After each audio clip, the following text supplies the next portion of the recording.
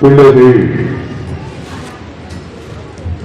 பாசமிகு J Mohammed Abbas, S Mohammed Fazil, M Imam Shamsuddin Ajmal வருவாங்க. வலைக்கும் அஸ்ஸலாம். அடுத்து முகமது ஹுமைரா, சல்வா, இர்ஃபானா ஃபாத்திமா வருவாங்க.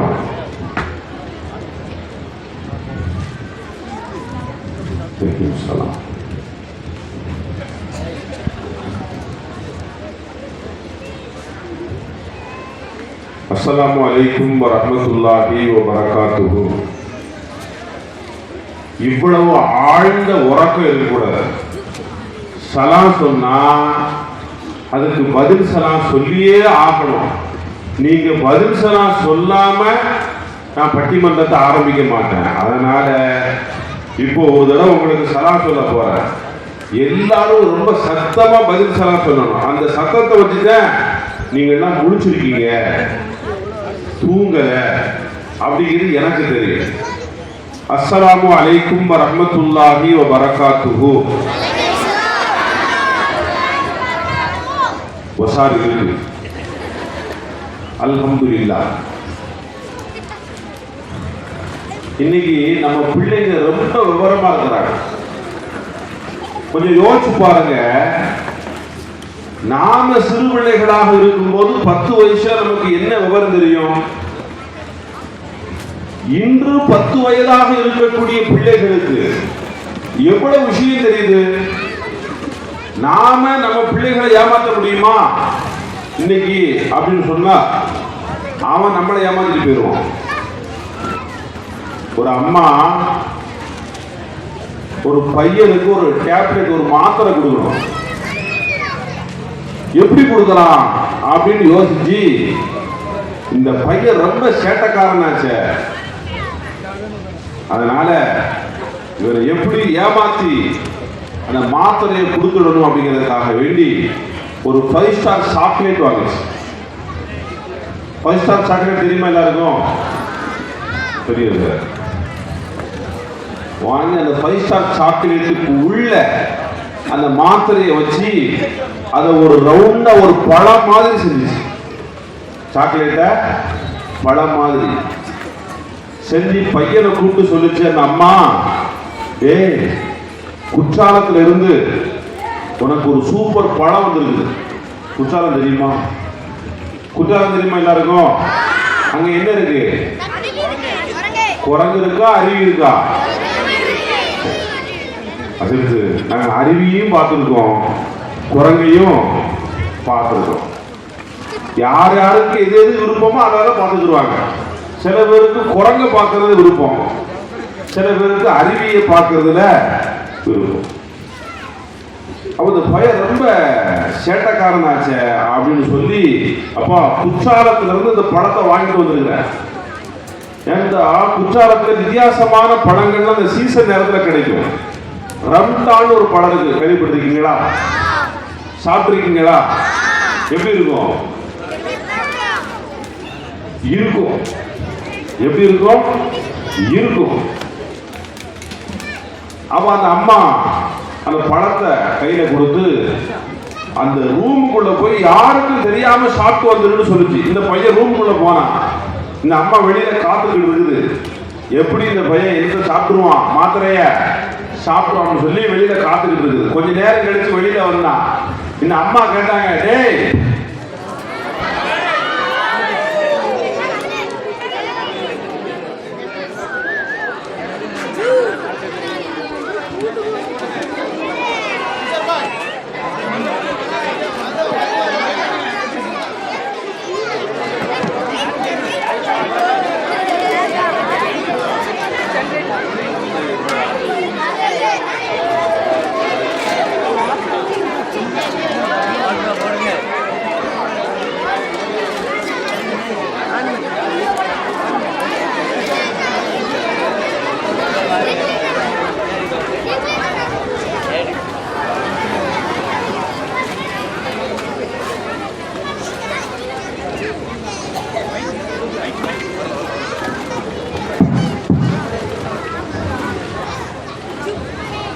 போன பையன் ரூமுக்குள்ள போய் மாத்திரையை சாப்பிட்டுருப்பான்.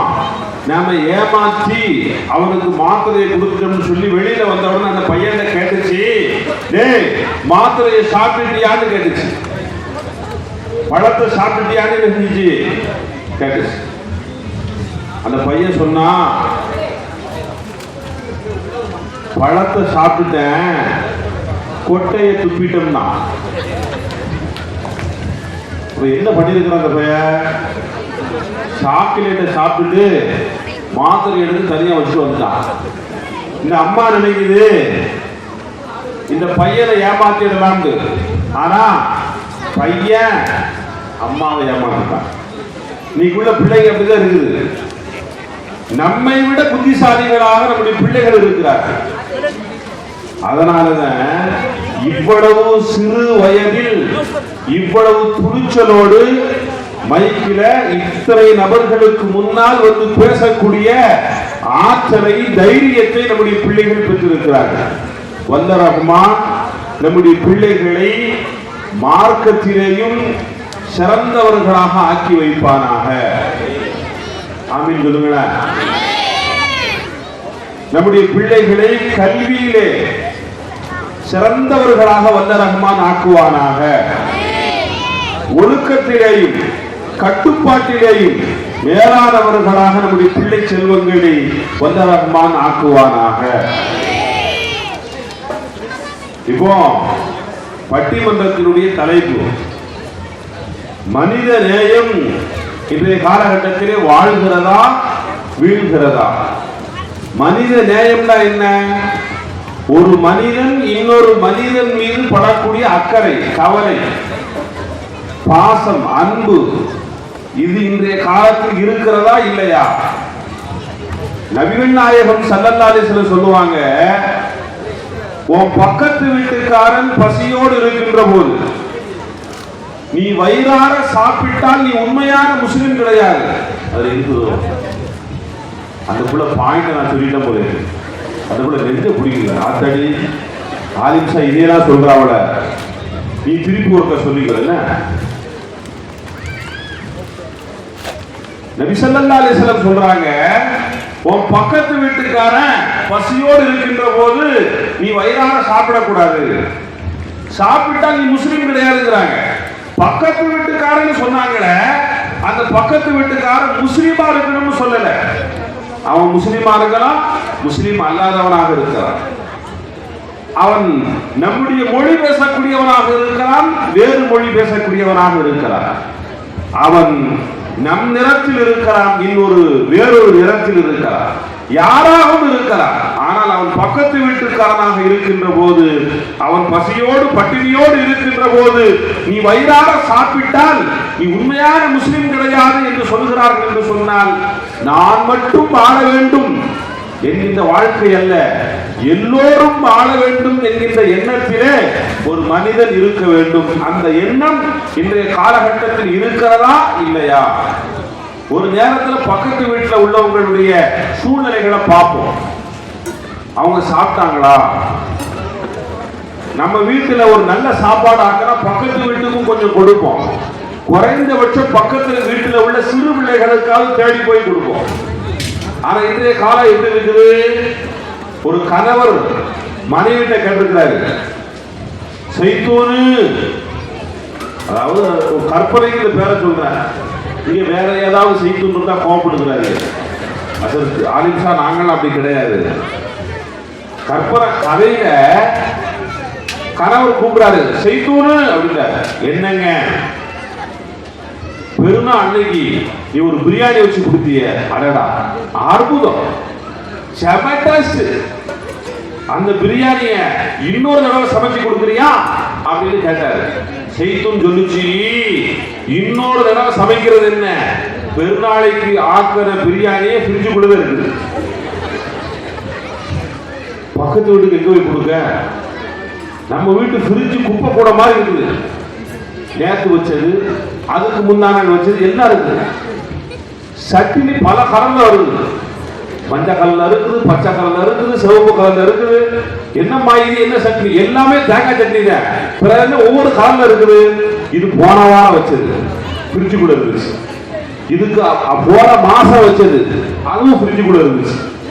இப்படி எல்லாம் ஃப்ரிட்ஜுக்குள்ள நீங்க வச்சுட்டோம்னு சொன்னா பக்கத்து வீட்டுக்காரங்களுக்கு கொடுங்க அன்பிற்குரியவர்களே. ஆனால் மனித நேயத்தோடு மனிதன் மீது அன்போடு பாசத்தோடு வாழ கற்பித்தவர்கள் வள்ளல் முஹம்மது ரசூலுல்லாஹி ஸல்லல்லாஹு அலைஹி வஸல்லம். இந்த மனித நேயம் இன்றைய காலகட்டத்தில் இருக்கிறதா இல்லையா, வாழ்கிறதா வீழ்கிறதா என்று நம்முடைய மதரசத்துர் ரஹ்மானியாவுடைய பிள்ளைகள் இங்கே அழகான முறையிலே வாதாட இருக்கின்றார்கள். துவக்கமாக மனித நேயம் வாழ்கிறது என்ற அணியை துவக்கி வைத்து முகமது அப்பாஸ் பேசுவார். தம்பி எத்தனை படிக்கிறீங்க? 8th 9th போக போறீங்களோ? முடிச்சுட்டு 10th போக போறீங்க. சரி பேசுங்க.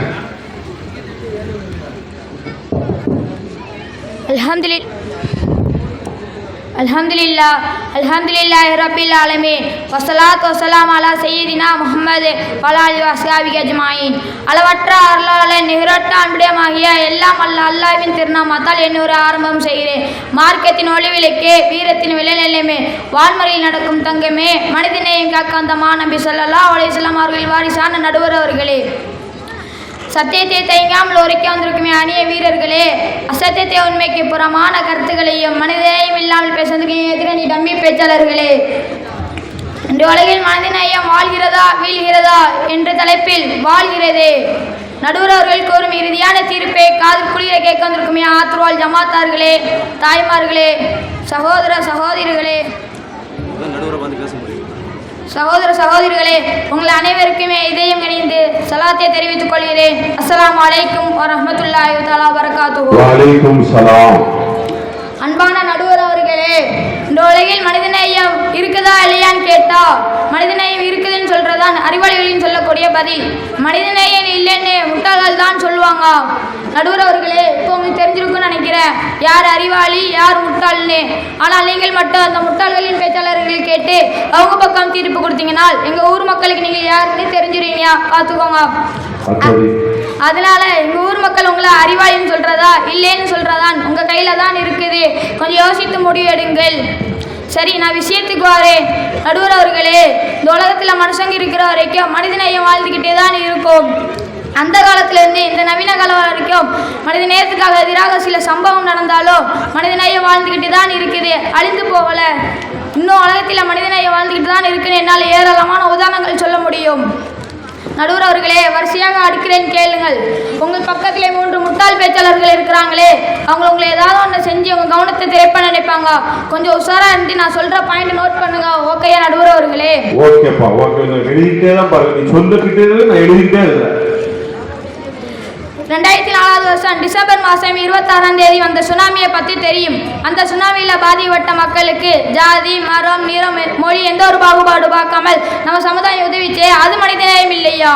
அது மட்டுமா, குஜராத்திலே கடுமையான பஞ்சம் ஏற்பட்ட நேரத்திலே உணவுகளையும் ஆடைகளையும் பணத்துகளையும் கொடுத்து நம்ம சமுதாயம் உதவிச்சே, அது மனிதநேயம் இல்லையா? இன்னைக்கு உயிருக்கு போராடுற எத்தனையோ நோயாளிகள் சுகம் கிடைப்பதற்காண்டி நம்ம இளைஞர்கள் தங்களோட ரத்தம் கொடுத்து அவர்களோட உயிரை காப்பாற்றுறாங்களே, இது மனிதநேயம் இல்லையா? ரேடியோவில் வேலை செஞ்ச தங்கச்சின் சாமிநாதன் ஐயாவுடைய அனுபவத்தை சொல்றேன்னு கேளுங்கள். அது கேட்ட பிறகு இந்த 3 முட்டாள் பேச்சாளர்கள் எந்த மூஞ்சி வச்சுட்டு பேச போறாங்கன்னு பார்ப்போம். ஒரு நாள் ஈவினிங் நேரத்திலே திருநெல்வேலி ஹைகோர்ட் ஆஸ்பத்திரியிலிருந்து ஒரு ஃபோன் வந்தது. அந்த ஃபோனில் வடமாநிலத்திலிருந்து வந்த சுற்றுலா பஸ்ஸும் லாரியும் நேருக்கு நேராக மோதி விபத்தாகிவிட்டது. விபத்தில் அடிபட்டவங்களுக்கு உடனடியாக ரத்தம் தேவை, ரத்தம் கொடுக்க விரும்புபவர்கள் உடனடியாக ஆஸ்பத்திரிக்கு வாங்கன்னு சொன்னார். சொல்லி ரேடியோவில் அறிவிப்பு செய்யுங்கன்னு ஹைகோர்ட் ஆஸ்பத்திரியோட பெரிய டாக்டர் சொன்னார். நாங்களும் உடனடியாக அறிவிப்பு செஞ்சோம். சரியா 20 நிமிடத்திற்கு பிறகு மறுபடியும் ஹைகோர்ட்டோடைய பெரிய டாக்டர் ஃபோன் பண்ணி, தயவுசெய்து ரத்தம் தானம் கொடுப்பதற்கு வேறு யாரும் வர வேண்டாம்னு சொல்லுங்கன்னு சொன்னார். எங்களால் கூட்டத்தை கட்டுப்படுத்த முடியவில்லை, அவ்வளவு ரத்தம் கொடுப்பதற்கு கூட்டம் ஏறிவிட்டதுன்னு சொன்னார். நடுவர் அவர்களே, பார்த்தீங்களா, அடுத்தவங்களோட உயிரை, அது யாருன்னே தெரியாத மக்களுடைய உயிரை காப்பாற்றுறதுக்கு நம்ம இளைஞர்கள் எவ்வளோ தூரம் போட்டி போடுறாங்கன்னு பார்த்துக்கோங்க. இதை விடையவா மனித நேயத்துக்கு வேறு ஏதாவது உதாரணம் தேவையா?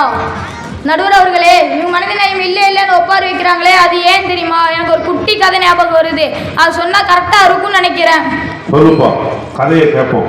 ஒரு ஊரில் ஒரு நல்ல மனுஷனும் ஒரு கெட்ட மனுஷனும் இருந்தார். அந்த நல்ல மனுஷங்கிட்ட போய் ஒரு பேப்பரை கொடுத்து உங்கள் ஊரில் இருக்கிற மோசமான மனிதர்களுடைய பேரை எழுதித்தாங்கன்னு கேட்டார். அதே மாதிரி அந்த கெட்ட மனுஷர்கிட்ட போய் ஒரு பேப்பரை கொடுத்து உங்கள் ஊரில் இருக்கிற நல்ல மனுஷங்களுடைய பேர் எழுதிதாங்கன்னு கேட்டார். மறுநாள் 2 பேர்ட்டி பேப்பர் வாங்கி பார்க்கிறார். ஆனால் பேப்பரில் ஒன்றுமே எழுதவில்லை. என்னப்பா ஒன்றுமே எழுதலைன்னு அந்த நல்ல மனுஷர்கிட்ட கேட்கிறார். அதுக்கு அந்த நல்ல மனுஷன் சொல்கிறார், நானும் யோசிச்சு பார்க்கிறேன். என்னோட பார்வைக்கு யாருமே நல்லவங்க கெட்டவங்களாக தெரியவில்லை, எல்லாருங்களே நல்லவங்கள தான் தெரிஞ்சாங்கன்னு சொன்னார். அதே மாதிரி அந்த கெட்டவன் கிட்ட கேட்டான். அந்த கெட்டவன் அதே டைலாக் சொல்கிறான், நானும் போய் பார்க்குறேன், எவனுமே எனக்கு நல்லவனாக தெரியவில்லை, எல்லாருமே கெட்டவனாக தான் தெரியுறாங்கன்னு சொன்னான். நடுவர் அவர்களே, இப்போ உங்களுக்கு புரிஞ்சிருக்குன்னு நினைக்கிறேன். இந்த 3 பேர்கிட்டையும் மனிதநேயம் கிடையாது. அதனால் ஊரில் இருக்கிறவங்க யாருக்கிட்டையும் மனிதநேயம் இல்லைன்னு இவங்களே முடிவு பண்ணிட்டாங்க போல. ஆனால் உங்களை மாதிரி நல்லவங்க கிட்டே கேட்டாதானே தெரியும் ஊரில் இருக்கிறவங்க எல்லாருக்கிட்டையும் மனிதநேயம் இருக்குதுன்னு சொல்லுவீங்க. இன்னும் உலகில் மனிதநேயம் வளர்கிறதே என்று தீர்ப்பு செய்வீர்களே. நம்பிக்கையுடைய வார்த்தை நிறைவு செய்கிறேன். அஸ்ஸலாமு அலைக்கும் வரஹ்மத்துல்லாஹி தஆலா பரகாத்துஹு. வலைக்கும் சலாம் வரஹ்மத்துல்லாஹ். சுனாமி வந்துச்சு, எவ்வளவு பேர் ஹெல்ப் பண்ணாங்க. பூகம்பம் வந்துச்சு, எவ்வளவு பேர் ஹெல்ப் பண்ணாங்க. கொரோனா வந்துச்சு, எவ்வளவு பேர் ஒத்துழைப்பா இருந்தாங்க, ஒத்தாசையா இருந்தாங்க. அப்போ இதையெல்லாம் பார்க்கும்போது மனிதனே இல்லைன்னு சொல்லிட முடியுமா? மனிதர்கள் இருக்கின்ற வரையிலேயும் மனிதநேயம் இருக்கும் அப்படின்னு சொல்லி அப்பா சொல்லியிருக்காங்க.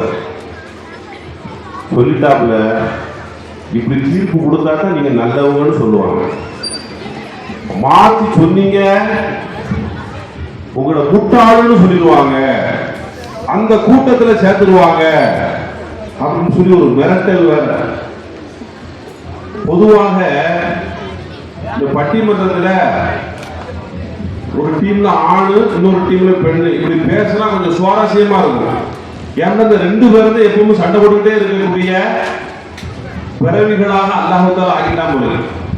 ஒரு வீட்டுல எப்ப பார்த்தாலும் சிரிச்சுக்கிட்டே இருப்பாங்க, எப்பவும் சிரிப்பு சத்தம்.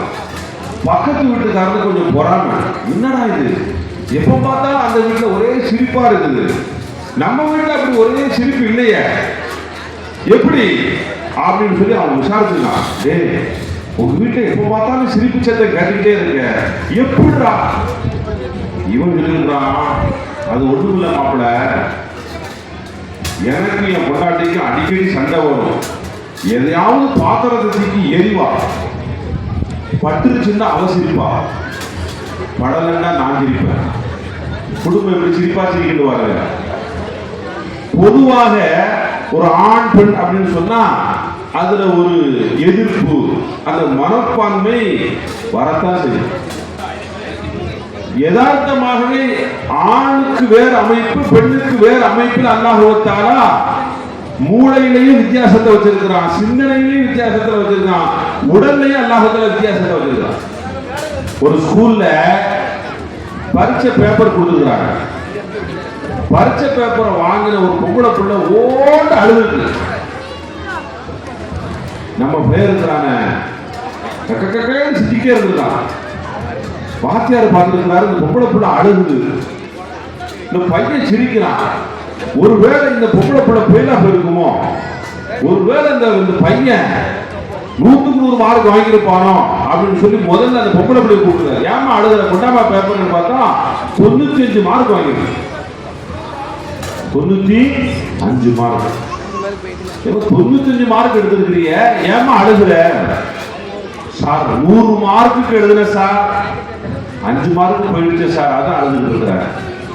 அப்படி அம்மா சரி கவலைப்படாதமான்னு சொல்லிட்டு இந்த பையனை கூப்பிட்டாரு. எனக்கு இந்த பேர் ரொம்ப சந்தோஷமா இருந்துதான். இந்த பெஞ்சில இருந்து அந்த பெஞ்சில் தாவணும், அந்த பெஞ்சில இருந்து இந்த பெஞ்சில் தாவணும், வெற்றி வெற்றிங்க. உடனே பேப்பர் பார்த்தா 5 மார்க் தான் முதல்ல எடுத்துடுறான்.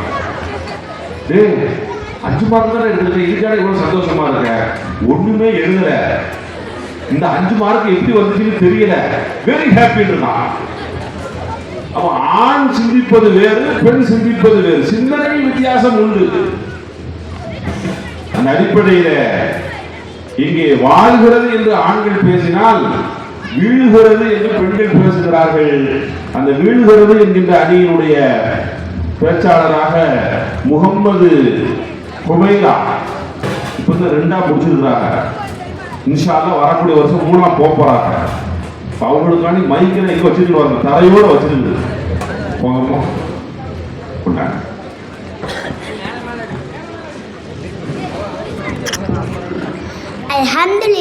அல்ஹம்துலில்லாஹி ரப்பில் ஆலமீன் வஸ்ஸலாத்து வஸ்ஸலாமு அலா சையிதினா முஹம்மத் வ அலா ஆலிஹி வஸஹ்பிஹி அஜ்மஈன். இன்றைய உலகில் மனிதநேயம் வாழ்கிறதா வீழ்கிறதா என்ற அருமையான தலைப்பில் இங்கே பட்டிமன்றம் நடந்து கொண்டு இருக்கிறது. அல்ஹம்துலில்லாஹ், மனிதநேயம் வாழ வீழ்ந்துவிட்டது என்ற இந்த 3 உலகம் தெரியாத மரமண்டைகளுக்கும் மண்டையில் உரைக்கும்படி சொல்ல வந்திருக்கிறேன் நடுவர் அவர்களே. என்னம்மா மரமண்டையா? நீ முட்டாள் இல்ல, அது மரமண்டைங்குது.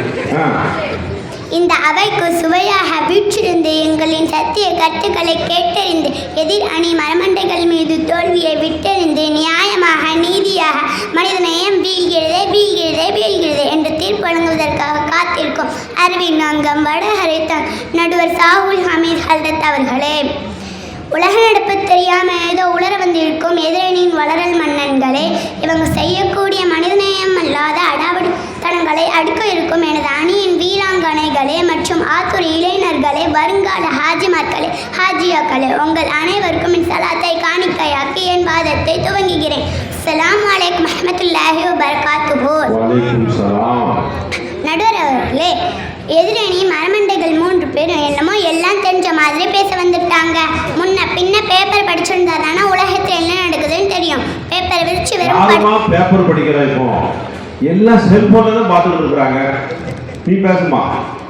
பேப்பர் விரிச்சு வெறும் படம் மட்டும் பார்த்தா எப்படி தெரியும்? நடுவர் அவர்களே, இன்றைக்கு எழுத்துலையும் பேச்சிலையும் மட்டும்தான் மனிதநேயம் இருக்குதே தவிர செயல்ல இல்லை. இந்த காலத்தில் எல்லாருக்குமே குறிக்கோள் பணம் தான். நிறைய பணம் சம்பாதிக்கணும், வசதியாக வாழணும் அப்படின்னு எல்லாருமே சுயநலமாக இருக்கிறதுனால அடுத்தவங்களோட நலத்தை பார்க்கறதில்ல, அடுத்தவங்களோட உரிமைகளை மதிக்கிறதில்ல, அடுத்தவங்க பாதிக்கப்படுறதை பற்றி யோசிக்கிறதில்ல. என்னப்பா இப்படி பண்ணிட்டு ஒரு நாள் இத்தனை பேர் பாதிக்கப்பட்டிருக்காங்களே அப்படின்னு கேட்டால் இதெல்லாம் பார்த்தா வாழ முடியுமான்னு கேட்குறாங்க. இதில் மனிதநேயத்தை எங்கே போய் பார்க்கறது? இப்படியே எல்லா இடத்துலையும் சுயநலம் அதிகமாகி போனேன். இந்த காலத்தில் மனிதநேயம் வாழுதுன்னு எப்படிங்க சொல்ல முடியும்? அதே போல் இன்னைக்கு பெற்றவங்களை வச்சு காப்பாற்றுறதுக்காக பிள்ளைங்க போட்டி போடணும். ஆனால் இன்னைக்கு எத்தனை பேர் பெற்றவங்களை சரியாக கவனிக்கிறாங்கன்னு சொல்லுங்க நடுவர்களே. அன்னையின் காலடியில் சொர்க்கம் என்று அண்ணல் நபி ஸல்லல்லாஹு அலைஹி வஸல்லம் அவங்க சொன்னாங்க. ஆனால் இன்னைக்கு அதிகமான அன்னையர்கள் இருக்கிறது முதியோர் இல்லத்தில் தானே. இந்த மாதிரி விஷயங்களை பார்த்த பிறகும் மனிதநேயம் வாழுதுன்னு பேச வந்திருக்காங்கன்னா இவங்க 3 பேரும் உண்மையிலேயே மரமண்டைகள் தான், இருக்குல்ல, சந்தேகமே இல்லை. அது மட்டுமா, மருத்துவர்கள் சொல்லக்கூடிய கனிவான வார்த்தை தான் நோயாளியோட பாதி நோயை குணப்படுத்தும் சொல்லுவாங்க. ஆனால் இன்னைக்கு அப்படியே இருக்கிறது. பாதி நோயோட போறவன் கூட இந்த டாக்டர் எழுதக்கூடிய பில்லை பார்த்து உடனே முழு நோயாளியா ஆகிடுவான். நோயாளியா போறவன் குணமாதான் வெளியே வரான். நடுவர்களே, நான் சொல்றது உண்மையா இல்லையா? இன்னைக்கு விளம்பரத்துல கூட பாருங்க, டாக்டர் என்ன சொல்லுவாங்க? கவலைப்படாதீங்க நாங்க இருக்கோம், அப்படின்னு தான் விளம்பரம் செய்வாங்க. எந்த விளம்பரத்தையாச்சும் கவலைப்படாதீங்க நீங்க இருப்பீங்கன்னு சொல்றாங்களா? இல்லை. கவலைப்படாதீங்க நாங்க இருக்கோம்னு டாக்டர் சொன்னாங்களே தவிர கவலைப்படாதீங்க நீங்க இருப்பீங்கன்னு எந்த டாக்டராவது சொல்றாங்களா? உலகத்துல டாக்டர் இருப்பாங்க, அது இருந்தா என்ன இல்லாட்ட நம்மளாம் இருக்கணும். பேசுமா? கவலைப்படாதீங்க நாங்க இருக்கோம் அப்படின்னு தான் விளம்பரம் செய்வாங்க. எந்த விளம்பரத்திலையாச்சும் கவலைப்படாதீங்க நீங்க இருப்பீங்கன்னு சொல்றாங்களா? இல்லை. சேவைக்காக உருவாக்கப்பட்ட மருத்துவம் இன்னைக்கு பணம் பறிக்கிற தொழிலா மாறி போயிடுச்சு. ஒரு டாக்டர் பிரசன்ட் கிட்ட சொன்னாராம், நாளை காலையில் வரும்போது வெறும் வயிற்றோட வாங்க. ஓகே டாக்டர், அப்படியே வரேன். போகும்போது சரியாயிடுமா டாக்டர் அப்படின்னு கேட்டாராம். நீங்க போகும்போது வெறும் பாக்கெட்டோட போகலாம் அப்படின்னு சொன்னாராம். மனிதநேயம் வீழ்கிறது என்பதற்கு மருத்துவ தொழிலும் சிறந்த எடுத்துக்காட்டு தான் நடுவர் அவர்களே.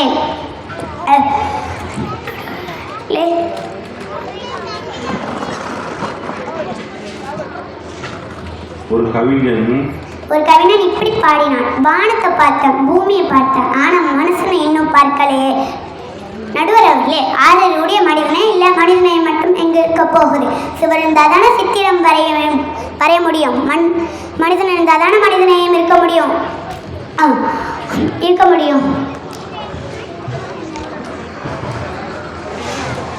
இன்னைக்கு நாம மனிதநேயம் இருக்குதா இல்லையாண்டு நடுவர் அவர்களே, இன்னைக்கு நாம மனிதநேயம் இருக்குதா இல்லையான்னு பட்டிமன்றம் நடத்திக்கிட்டு இருக்கோம். ஆனா இருந்து போன ஒருவனை எழுப்பிய மனிதநேயம் இருக்குதா இல்லையான்னு கேட்டா அவன் சொல்லுவான், மனிதநேயம் மனிதநேயம் வாழ்ந்திருந்தா நான் விழுந்திருக்க மாட்டேன்னு.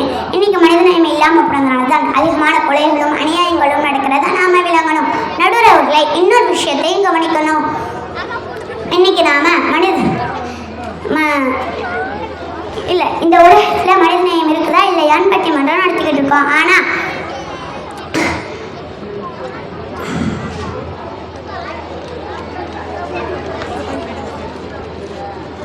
நடுவர்களே நாம இன்னொரு விஷயத்தை கவனிக்கணும். இந்த உலகத்தில் மனிதநேயம் வாழணுங்கிறதுக்காக தான் இஸ்லாமியே வந்துச்சு. பக்கத்து வீட்டுக்காரனுக்கு பசித்திருக்கும் போது தான் மட்டும் பயிர் நிறைய சாப்பிட்றவன் உண்மை முஸ்லீம் இல்லைன்னு நபி ஸல்லல்லாஹு அலைஹி வஸல்லம் அவங்க சொன்னாங்க. அவங்க வழியில் கிடக்கிற கல்லையும் முள்ளையும் அகற்றுவது கூட தர்மம் என்று இஸ்லாம் சொல்லுது. ஒருத்தன் கீழே விழுந்துட்டான்னா அவன் முஸ்லீமா, ஹிந்துவா, கிறிஸ்டினா, யூதனா அப்படின்லாம் பார்க்காத, முதல்ல அவனுக்கு கை கொடுக்கணுன்றது இஸ்லாம் சொல்லி தந்த அற்புதமான விஷயம். இப்படிப்பட்ட புனிதமான மார்க்கத்தை போய் இன்னைக்கு தீவிரவாத மார்க்கம் சொல்றாங்களே, இதுக்கு பேர் தான் மனிதநேயமா? புனிதமான இஸ்லாத்துக்கு இவ்வளோ பெரிய கிட்ட பேர் ஏற்படுத்தி கொடுத்துருக்காங்களே, அவங்களுக்கு போய் இந்த மரமண்டைகள் சப்போர்ட் பண்ண வந்திருக்காங்களே, அப்படி இவங்க யாரும் புரிஞ்சுச்சா நடுவர் அவர்களே? சும்மா தொப்பி மட்டும் போட்டா போதுமா? தொப்பிக்குள்ள முடி இருக்கிற மாதிரி கொஞ்சம் அறிவும் இருக்கணும். அதனால நானும் தொப்பி போட்டுருக்கேன்மா, பேசுமா. அதனால இன்னைக்கு மனிதநேயம் வாழவில்லை, வீழ்ந்து கொண்டுதான் இருக்கிறது என்று கூறி என் வாதத்தை நிறைவு செய்கிறேன். அஸ்ஸலாமு அலைக்கும் வரஹ்மத்துல்லாஹி வபரகாத்துஹு.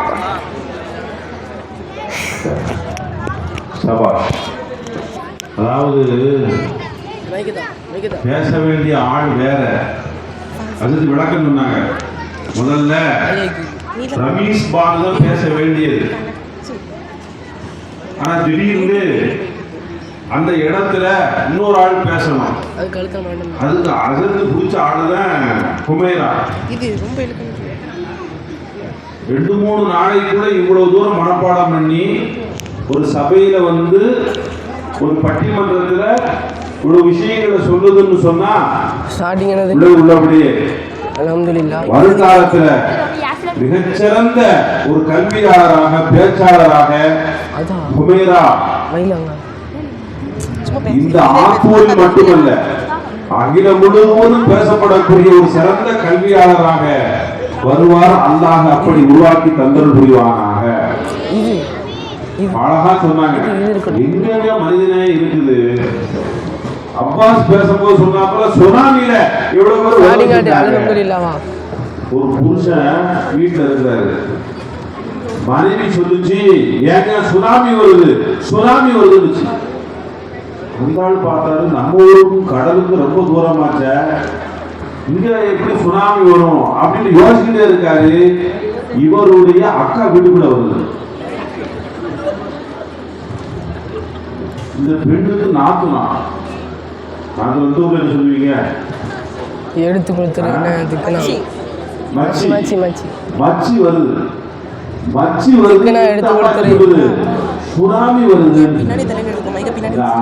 மச்சி பேசிட்டு போன பின்னாடி புருஷன் கேட்டிருக்காரு, ஏண்டி எங்க அக்கா வருது, நீ சுனாமி வருதுன்னு சொல்ற, கொஞ்சம் பொறுங்க. சுனாமி வந்தா என்ன செய்யும்? எல்லாத்தையும் சுட்டிட்டு போயிடும். உங்க அக்கா அந்த வீட்டுக்குள்ள வந்தாலும் அதெல்லாம் நடக்குது. என்ன இருந்தாலும் சுட்டிட்டு போயிடுறாங்க. அதனாலதான் என்ன பேர் வச்சிருக்கிறேன்? சுனாமின்னு பேர் வச்சிருக்கிறேன். கணவன் வழி சொந்தங்களுக்கு இன்றைய கால பெண்கள் வைத்திருக்கக்கூடிய பேர் சுனாமி. பாருங்களேன், வீடுகளில் என்ன நடக்குது? கணவன் வழி சொந்தங்கள் வந்தால் ஒரு பெண்ணு மனைவி எப்படி வரவேற்கிறாங்க? தன் வீட்டு சொந்தம் வந்தா எப்படி வரவேற்கிறாங்க? தான் வீட்டு சொந்தம் வந்தா அவ்வளவு ஆனந்தம், அவ்வளவு சந்தோஷம். வாங்க வாங்க வாங்க, வரவே மாட்டீங்க, வாங்க வாங்க, வாயெல்லாம் பல்லு, வரப்பெல்லாம் நெல்லுங்கிற மாதிரி அவ்வளவு சந்தோஷம். வாங்க வாங்க வாங்க. இதே கணவன் வழி சொந்தம் வந்துட்டா, வாங்க இருங்க, அப்புறம் ஏன் வந்தீங்கன்னு கேட்கறது, நீ ஏன் வந்த அப்படிங்கிறது வேற மாதிரி கேட்கறது. தான் வீட்டு சொந்தம் வந்துட்டா, ஏங்க பிரியாணி ஆக்கணும், பாசுமதி ரைஸ் வாங்கிட்டு வாங்க. அதே கணவன் வீட்டு சொந்தம் வந்துருச்சுன்னு சொன்னா வரும்போது 4 ரொட்டி வைத்து வாங்க. எனக்கு உடம்புக்கு முடியல, அவங்களுக்கு 2 கொடுத்துட்டு நீங்க 2 சாப்பிடுங்க. நான் ஒண்ணும் சாப்பிடல, எனக்கு உடம்புக்கு முடியல, நான் தூங்க போறேன். அப்போ நேசம், பாசம், சொந்தம் எல்லாம் இன்னைக்கு காலத்துல குறைஞ்சு போச்சே, அந்த அக்கறை இல்லாம போச்சே வீடுகளுக்குள்ள. அந்த செய்திகளை பூரா யோசிச்சுட்டேன். ஹுமைரா, நீ எங்க இருக்கு மனுஷனையும் அப்படின்னு நம்ம அழகா பேசுறீங்க. இப்போ அதெல்லாம் இல்ல, மனிதனையும் வாழ்கிறத வாழத்தான் செய்கிறது. நாங்கள் எப்படி இருக்கிறோமோ அதுபோல மனிதனையும் இருக்கத்தான் செய்கிறது அப்படின்னு சொல்லி மைக்கு ஏற்கனவே மாட்டிக்கொண்டு ரொம்ப தயாராக இருக்கிறார் முகமது ஃபாசில். எத்தனை படிச்சிருக்கீங்க? 10th. 10th படிச்சு முடிச்சிட்டீங்களோ? 10th போறேன். 10th போக போறீங்க. இல்ல 10th போச்சுங்க. சரி வாங்க பேசுங்க. அல்ஹம்துலில்லாஹ். பின்னாடி ரொம்ப சவுண்ட் வருது.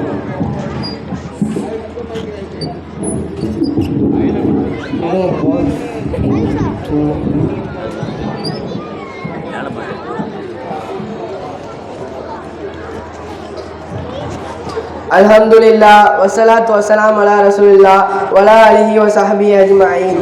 இப்பட்டிமன்றத்தின் கண்ணியமான நடுவர் அவர்களே, மனிதநேயமிக்க எண்ணணி பேச்சாளர்களே, மனிதநேயமே இல்லாத எதிரணி பேச்சாளர்களே, மனிதநேயத்தின் முழு உருவமாய் அமர்ந்திருக்கும் பெற்றோர்களே, சங்கையான உலமாக்களே, உங்கள் அனைவருக்கும் என் சலாத்தை சொல்லி மனிதநேயம் வாழ்கிறதே என்ற என் வாதத்தை துவங்குகிறேன். அஸ்ஸலாமு அலைக்கும் வரஹ்மத்துல்லாஹி வபரகாத்துஹு. வலைக்கும் சலாம். நடுவர்களே, மனிதநேயம் வாழ்ந்துட்டு தான் இருக்குன்னு சொல்றதுக்கு எங்க ஊர் ஆத்தூர் மக்களே மிகப்பெரிய உதாரணம். என்னன்னு கேட்குறீங்களா? எங்க ஊர்ல யாருக்காவது உடம்பு சரியில்லாம ஹாஸ்பிட்டல்ல இருந்தாங்கன்னா அவங்க வீட்டுக்காரங்க வந்து ஆலிம் சாட்ட சொல்லுவாங்க. ஆலிம் சாவும் தொழுக முடிஞ்சோன்னா அவங்களுக்காக துவா செய்வாங்க. ஊர் மக்கள் எல்லாரும் ஆமீன் சொல்லுவாங்க. அவரும் அடுத்த நாளே சுகமாக வீடு திரும்பிடுவாரு. இந்த மாதிரி எத்தனையோ பேர் சுகமாக வீடு திரும்பி இருக்காங்க. மனிதநேயம் வாழ்ந்துட்டு தான் இருக்குன்னு சொல்றதுக்கு இதை விட வேற என்ன ஆதாரங்க வேணும்? நடுவர் அவர்களே, உலகத்துல மிகப்பெரிய பணக்காரர் பில் கேட்ஸ் நமக்குலாம் தெரியும். அவர்கிட்ட உங்களோட பெரிய ஆசை என்னன்னு கேட்டதுக்கு அவங்க சொன்னாங்க, உலகத்துல மலேரியாவை ஒழிக்கணும், கல்வியை சீரமைச்சு எல்லாருக்கும் கல்வி கிடைக்க உதவி செய்யணும்னு சொன்னார். அது மட்டுமல்ல, சீனாவை சேர்ந்த 88 வயசு தொழிலதிபர் ஒருவர் அவரோட 12,000 கோடி ரூபாய் சொத்தையும் அறக்கட்டளைக்கு உயில் எழுதி வச்சுட்டாரு. இந்த மாதிரி செய்திகளை பார்த்த பிறகும் இவங்க எப்படி பேச வந்துட்டாங்கன்னு தெரியல. ஏமா உங்களுக்கு மனிதநேயம்னா முதல்ல என்னன்னு தெரியுமா? இல்ல சும்மா குருட்டா மக்களை பேச வந்துட்டீங்களா? கருப்பு கண்ணாடி போட்டவனுக்கு உலகம் எவ்வளவு வெளிச்சமா இருந்தாலும் அவனுக்கு மட்டும் கருப்பா தான் தெரியுமா? அந்த மாதிரி முதல்ல அவங்க கருப்பு கண்ணாடி கழட்டுங்க, அடுத்து பாருங்க எல்லாம் சரியா தெரியும். இல்லைன்னா எல்லாம் தப்பு தப்பா தான் தெரியும். தம்பி, அவங்க யாருமே கண்ணாடி போடல. கண்ணாடி போட்டது நீயும் நானும் மட்டும்தான். சரி பேசுங்க. நடுவர்களே, நான் உங்களை பார்த்து கேட்கிறேன், நீங்க 10 வருஷம் மசாலா வந்திருக்கீங்க, 10 வருஷம் அங்க சாப்பிட்டுருக்கீங்க, 10 வருஷம் அங்க தங்கியிருக்கீங்க. இதுக்கெல்லாம் நீங்க எவ்வளவு ரூபா ஃபீஸ் கேட்டீங்க? எதுவும் இல்லையே. எல்லாம் எங்க ஊர் மக்கள் மாதிரி நல்ல மனசுள்ள பணக்காரங்க செய்யற உதவினால தானே இன்னைக்கு எவ்வளவு மனசாக்கள் நடக்குது, பல ஆளுங்கள் உருவாகுறாங்க. இதை மறுக்க முடியுமா? இல்ல இதெல்லாம் மனிதநேயம் இல்லைன்னு சொல்ல முடியுமா? சொல்லுங்க நடுவர் அவர்களே. கட்டாயமா. நான் 10 வருஷம் ஓதல, 11 வருஷம் ஓதுனேன். ஒரு பைசா பீஸ் கட்டல. சமுதாயத்தில் உள்ளவங்க தான் மதரசாக்கு நடக்கணும் என்பதற்காக, மாணவர்கள் மார்க்க கல்வியை படிக்க வேண்டும் என்பதற்காக தாராளமாக ஏராளமாக உதவி செய்து மதரசாக்கு நடத்துவதற்கு அவர்கள் ஒத்துழைப்பாக இருக்கிறார்கள். ஏன்? ஒரு மதரசா, பெண்கள் மதரசா கட்டுறதுக்கு 30 லட்சம் ரூபாய் செலவுன்னு உள்ள எழுதி போட்டிருக்காங்க. இஷா தொழுகைக்கு முன்னாடி பார்த்தேன். அவ்வளவு காசையும் பணத்தையும் இந்த ஆத்தூர்ல உள்ள பெருமக்கள் தானே கொடுக்குறாங்க. அப்போ இப்படியெல்லாம் நல்ல காரியத்திற்கு உதவக்கூடியவர்கள் எத்தனை நபர்கள் இருக்கிறார்கள்? பேசுப்பா. மனிதநேயம் செத்து போச்சுன்னு இந்த 3 பிள்ளைங்களை பேச வந்துட்டாங்களே. இன்னைக்கு நம்ம சமுதாயத்துல உள்ளவங்க எவ்வளவோ பேர் எவ்வளவு உதவி செய்யறாங்க. அதெல்லாம் இவங்க கண்ணுக்கு தெரியலையா? எத்தனை பேருக்கு மறுவாழ்வு கொடுக்கறாங்க, எத்தனையோ பேரை படிக்க வைக்கிறாங்க, எத்தனையோ ஏழை குமர்களை கரை சேர்க்கிறாங்க, எத்தனையோ மதரசாக்கு பண உதவி செய்யறாங்க. இதெல்லாம் மனிதநேயம் இல்லாம மண்ணாங்கட்டி நேயமா? நடுவர் அவர்களே, உங்களுக்கு ஒரு சுவையான செய்தி சொல்றேன். ஒரு ஸ்கூல்ல ஆசிரியர் டெஸ்ட் வச்சாங்க. அதில் யார் ஃபுல் மார்க் எடுக்கிறாங்களோ அவங்களுக்கு ஒரு ஸ்கூல் பேக் ப்ரைஸ்ன்னு சொன்னாங்க. அது மாதிரி எல்லாரும் டெஸ்ட் எழுதினாங்க. டெஸ்ட் பேப்பர் திருத்துனா எல்லாரும் ஃபுல் மார்க் எடுத்திருக்காங்க. இப்போ யாருக்கு ஸ்கூல் பேக் ப்ரைஸ் கொடுக்கறதுன்னு தெரியல. அதனால அந்த டீச்சர் சொன்னாங்க, யாராவது ஒருத்தவங்களுக்கு தான் ப்ரைஸ் கொடுக்க முடியும். அதனால நீங்க எல்லாரும் உங்க பேரை எழுதிட்டு வந்து இந்த பவுல்ல போடுங்க. இதுல இருந்து நான் ஒரு பேப்பர் எடுப்பேன், அதுல யார் பேர் வருதோ அவங்களுக்கு தான் ப்ரைஸ்ன்னு சொன்னாங்க. அந்த மாதிரி எல்லாரும் அவங்கவுங்க பேர் எழுதிட்டு வந்து அந்த பவுல்ல போட்டாங்க. அதுல இருந்து டீச்சர் ஒரு பேப்பர் எடுத்தாங்க. அதுல ஒரு ஏழை மாணவியோட பேர் வந்துச்சு. அந்த ஏழை மாணவிக்கும் அந்த ஸ்கூல் பேக்கை ப்ரைஸா கொடுத்துட்டாங்க. அப்போ அந்த டீச்சர் நடந்ததை வந்து அவங்க வீட்டில் கணவர்கிட்ட சொல்றாங்க. அப்போ அந்த டீச்சர் அழுகுறாங்க. எதுக்கு அழுகுறீங்கன்னு அவங்க கணவர் கேட்டதுக்கு அவங்க சொன்னாங்க, இல்லை எல்லாரையும் அவங்கவுங்களோட பேரை தான் எழுதிட்டு வந்து அந்த பவுலில் போட சொன்னேன். ஆனால் எல்லாரும் நான் எந்த பிள்ளைக்கு ப்ரைஸ் கொடுத்தனோ அந்த பிள்ளையோட பேரை மட்டும் தான் எழுதியிருந்தாங்க. அதாவது எல்லாரும் அந்த பிள்ளைக்கு தான் ப்ரைஸ் கிடைக்கணும்னு நினைச்சிருக்காங்க. நடுவர் அவர்களே, இதெல்லாம் மனிதநேயம் இல்லையா? ஆனா ஒண்ணு மட்டும் சொல்ற நடுவர் அவர்களே, இதெல்லாம் கேட்டுட்டு ஆமா சாமி போட்ட பிறகும் அந்த சின்ன பிள்ளை உமேராக்கு மயங்கி அவங்க பக்கம் தீர்ப்பு கொடுத்தீங்க. அப்புறம் நீங்க 10 வருஷம் சாப்பிட்ட சாப்பாடுக்கு பதில் சொல்லு பாத்துக்கோங்க. அப்படி ஒரு தர்ம சங்கடமான சூழ்நிலை வரக்கூடாதுன்னா ஒழுங்கா எங்க பக்கம் தீர்ப்பு கொடுத்துறீங்க. இல்லைன்னா எங்களுக்கு ஒரு பிரச்சனையும் இல்லை, நீங்க தான் மாட்டீங்க பாத்துக்கோங்க. எனவே இந்திய உலகில் மனிதனையும் வாழ்கிறதே வாழ்கிறதே வாழ்கிறதே என்று சொல்லி என் வாழ்க்கையை நிறைவேற்கிறேன். அஸ்ஸலாமு அலைக்கும் வரஹ்மத்துல்லாஹி வபரகாத்துஹு. வலைக்கும் சலாம். இந்த உலகத்துல எவ்வளவு உதவிகள் மயங்கி கொடுக்குது, எவ்வளவு உதவிகள் நடக்குது. ரத்தம் தேவைப்பட்டா ரத்தம் கொடுக்குறாங்க, பணம் தேவைப்பட்டா பணம் கொடுக்குறாங்க, எவ்வளவு உதவிகள் நடக்குது. அவர் மனிதநேயத்தினுடைய வெளிப்பாடு தான் இவ்வளவு உதவிகளும் அப்படின்னு பாசில் ரொம்ப அழகா சொன்னார். ஒரு அழகான சுவையான ஒரு கதையை சொன்னார்.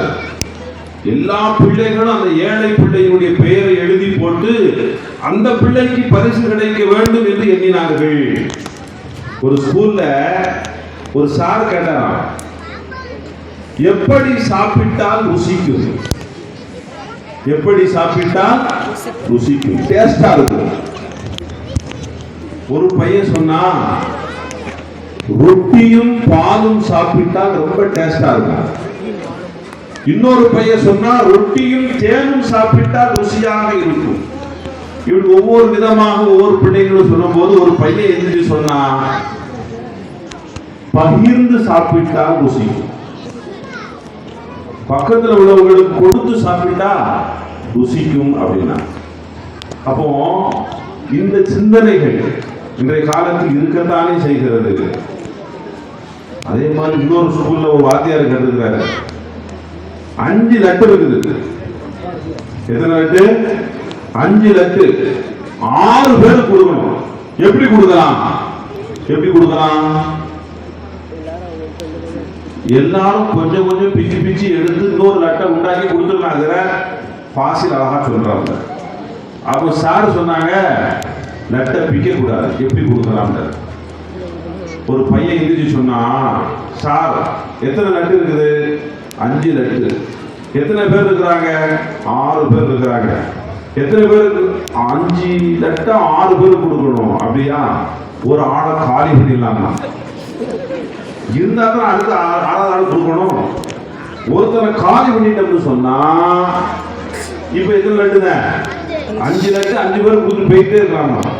வாத்தியார் மிரண்டு போனார். சார் மிரண்டு போனார். ஆத்தாடி என்னடா வழி சொல்ற அப்படின்னு சொல்லி, நீ என்னடா பண்ற அப்படி அப்படின்னு சொல்லி பார்த்தா, இந்த பையன் வீட்டுக்கு போனதுல இருந்து ஸ்கூலுக்கு வர்ற வரைக்கும் என்ன வேலை பார்க்கறான்னு சொன்னா, வீடியோ கேம் ஆடிக்கிட்டே இருக்கான்.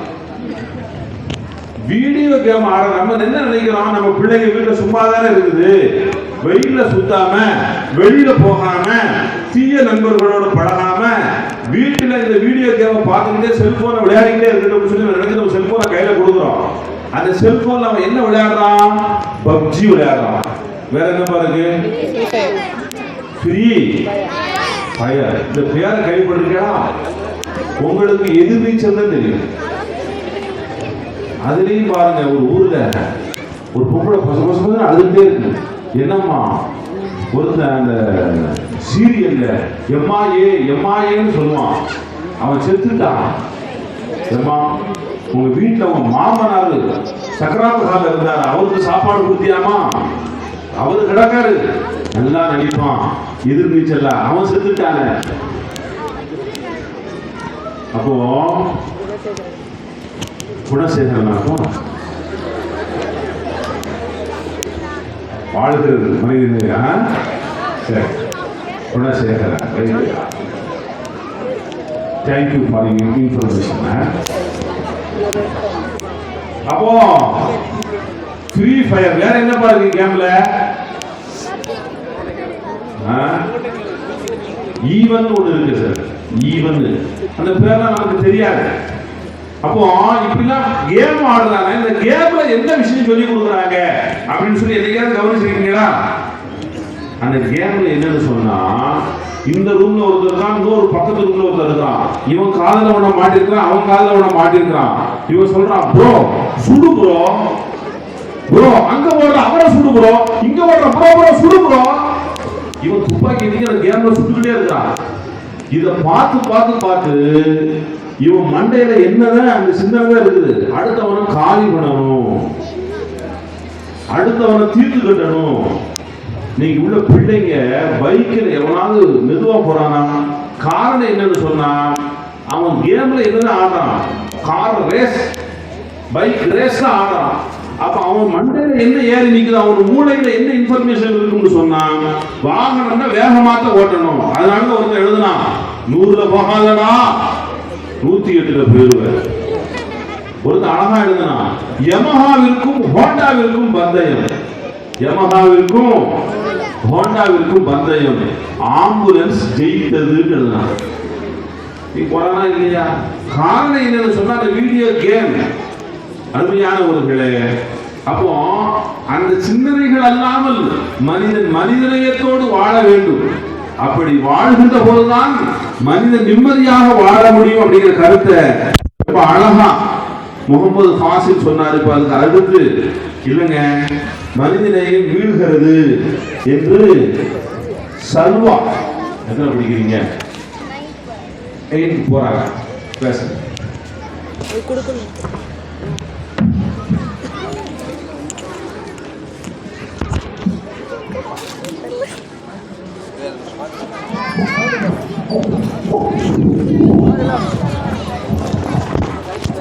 சல்வாக்கோட ரசிகைகளா சவுண்ட் கொடுக்கு சல்வாக்கா அப்படின்னு.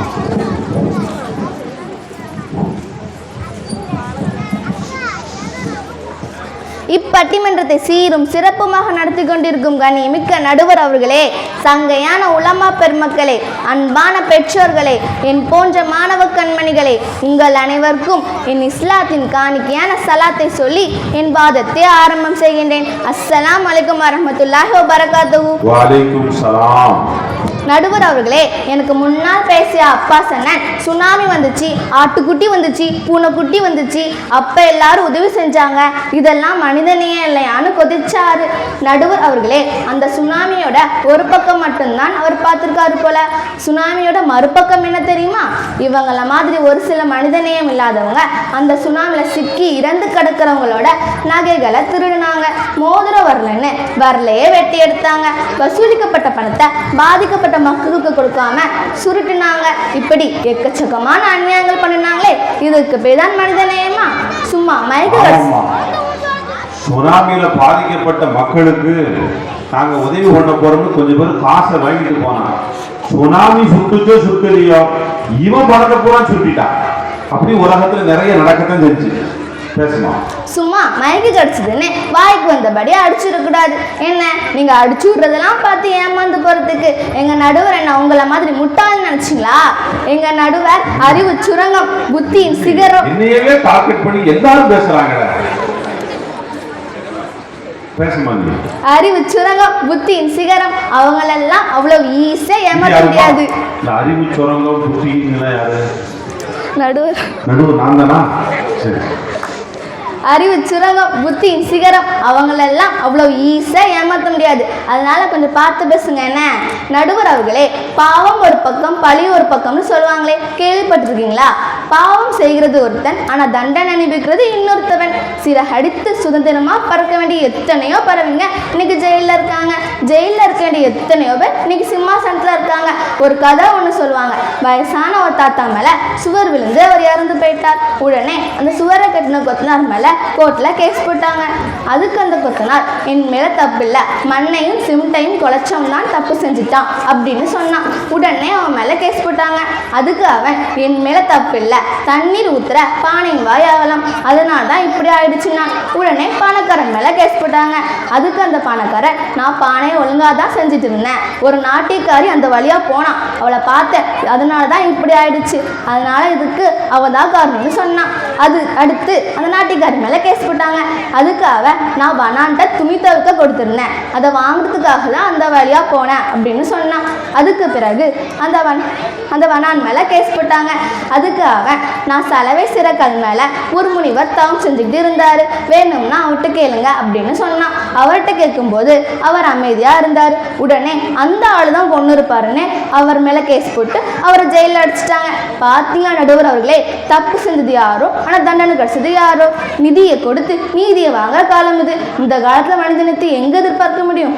அது மட்டும் இல்லை, இன்னைக்கு நாம நம்மளோட மேல் அதிகாரிக்கு கொடுக்குற மரியாதையில் பாதியாவது நம்ம கீழே வேலை செய்கிற வேலைக்காரங்க கொடுக்குறோமா? நம்ம பிள்ளைங்களை போல மற்ற ஏழை குழந்தைகளையும் அரவணைக்கிறோமா? நம்மளோட வயிறு நிறையணும், நம்ம வீட்டில் உள்ளவங்களோட வயிறு நிறையணும்னு நினைக்கிற நாம நம்ம வீட்டுக்கு வெளியே உள்ளவங்களோட பசியை என்னைக்காவது நினச்சி பார்க்குறோமா?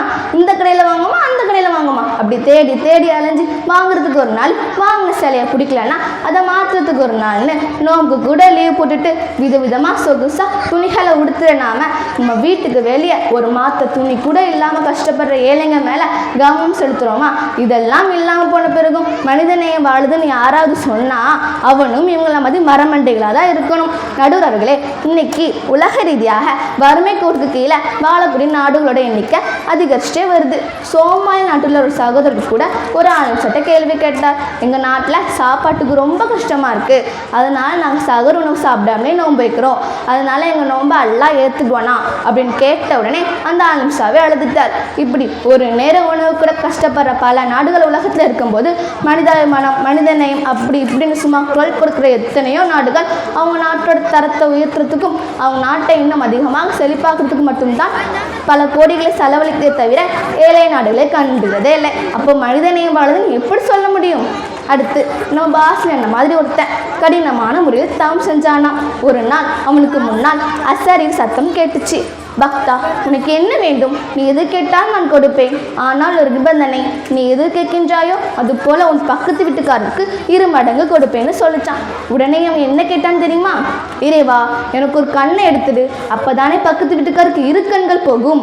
நடுவர் அவர்களே, இதுதான் இன்னைக்குள்ள மனிதநேயம். எனவே மனிதநேயம் வாழவில்லை, மாறாக வீழ்கிறது என்று நடுவர் அவர்களின் தீர்ப்பை எதிர்பார்த்தவளாக எனது வாதத்தை நிறைவு செய்கின்றேன். அஸ்ஸலாமு அலைக்கும் வரஹ்மத்துல்லாஹி வபரகாத்துஹு. வலைக்கும் சலாம். அழகான பேச்சு, நல்ல செய்திகள். ஆனா நம்ம பசங்க எவ்வளவு திட்டுனாலும் அது வாங்கிக்கலாம். பார்த்தீங்களா, மனிதனே இருக்குன்னு அவன் காட்டுறான். நீங்க இதை எவ்வளவு நாளும் திட்டுங்க, நாங்க அதை ரொம்ப திட்டிக்கிட்டே அதை வாங்கிக்கிறோம். அதாவது ஒவ்வொரு வீடுகள்லையும் சந்தோஷம் இருக்கணும் அப்படின்னு சொன்னா அதுக்கு அந்த மனிதநேயம் அப்படிங்கிறது தேவை. ஒரு கணவன் உட்கார்ந்துருக்காரு, ஒரு மனைவி டீ போட்டு கொண்டு வந்து, அவரு ஹஸ்பண்ட் பேப்பர் படிச்சுட்டு இருக்கிறாரு, இந்த அம்மா டீ கிளாஸை வச்சுட்டு போயிடுது. டீ இருக்கிறது தெரியாம எழுந்தவர் அந்த டீயை தட்டி விட்டுட்டாரு, டீ கொட்டிடுச்சு. இப்போ மனைவி சத்தம் கேட்டு வர்றாங்க, கணவர் நிக்கிறாரு, டீ கொட்டி கிடக்குது. இவன் கணவர் அந்த மனைவியை பார்த்து சொன்னாரு, சாரிம்மா, எனக்காக வேண்டி கஷ்டப்பட்டு அக்கறையோட டீ போட்டு கொண்டு வந்திருக்கிறேன், நான் அதை கவனக்குறைவா தட்டி விட்டுட்டேன், சாரி அப்படின்னு. மனைவி சொன்னாங்க, இல்லைங்க, நீங்க பேப்பர் படிச்சுக்கிட்டு இருந்தீங்க, டீயை கொண்டு வர்றேன்னா எங்க டீ வைக்கிறேன்னு சொல்லிட்டு வச்சிருக்கணும், சொல்லாம போனல என் மேலதாங்க தப்பு அப்படின்னா. இப்ப கணவர் சொல்றாரு என் மேல தப்புங்கிறாரு, மனைவி சொல்றாங்க என் மேல தப்புங்கிறாங்க. இந்த வீட்டு சண்டையே வராது. இந்த வீட்டில் எப்போதும் சந்தோஷம் தான் இருக்கும். ஏனென்றால் பிறர்களை குறை சொல்லக்கூடிய, பிறர்களை குற்றம் சொல்லக்கூடிய தன்மை இல்லாமல் என் பக்கம் குறை இருக்கிறது, என் பக்கம் குற்றம் இருக்கிறது, நான் தான் தவறு செய்தேன் என்று ஒப்புக்கொள்ளக்கூடிய தன்மை இருக்கு. இதை கொஞ்சம் மாற்றி யோசிச்சு பாருங்களேன். ஒரு வீட்டில் எப்படி நடக்குது? டீயை கொண்டு வச்சுட்டு போனாங்க, டீயை கனவு தட்டி விட்டுட்டாரு, சத்தம் கேட்டு மனைவி வர்றாங்க. மனைவியை பார்த்தோன்னா கணவர் சொன்னாரு, உனக்கு அறிவு இருக்கா? டீயை வச்சு சொல்லிட்டு வைக்க கூடாது, அறிவு இருக்கா உனக்கு அப்படின்றாரு. அந்த பெண்ணு சொல்லுச்சு, மனைவி சொல்லுச்சு, கண் என்ன பிடர்வியா இருக்குது, எப்ப பார்த்தாலும் அங்க பாக்குறது இங்க பாக்குறது, முன்னாடி என்ன இருக்குன்னு பாக்குறது இல்ல அப்படின்னு. அப்ப இன்னைக்கு காலத்துல எப்படின்னு சொன்னா யாரு குறை ஏத்துக்கிறது இல்ல. நான் கரெக்டா தான் இருக்கிறேன், தப்பெல்லாம் அவங்க மேலதான், நான் கரெக்டா இருக்கேன், எல்லா தப்பும் அவங்க மேலதான் என்று பிறர்களை குறை சொல்லக்கூடியவர்கள் இன்று கூடி இருக்கின்ற போது மனிதநேயம் எப்படி இருக்கும்? யாரும் அவங்க தவறு ஒத்துக்கிறதே இல்லையே. தப்பு பண்ணா கூட நான் செஞ்சது சரிதான் என்றுதானே வாதாடுகிறார்கள். அப்படிங்கிற கருத்து ரொம்ப அழகா சல்வா பேசினாங்க. இப்ப இதுக்கு அடுத்து மனிதநேயம் வாழுகிறது என்கின்ற அணியினுடைய இறுதி பேச்சாளராக அழுத்தமான செய்திகளை சொல்வதற்கு, அத்தனை பெண்களுக்கும் பதில் சொல்வதற்கு இமாம் ஷம்சுத்தீன் அஜ்மல் அவர்கள் வருகிறார். நீங்களும் பார்த்தாப்பா 9th போறேன். நீங்க 9th போறீங்க. சரி, ஓகே. அந்த மைக்கு கொஞ்சம் ஏற்றி வைங்க.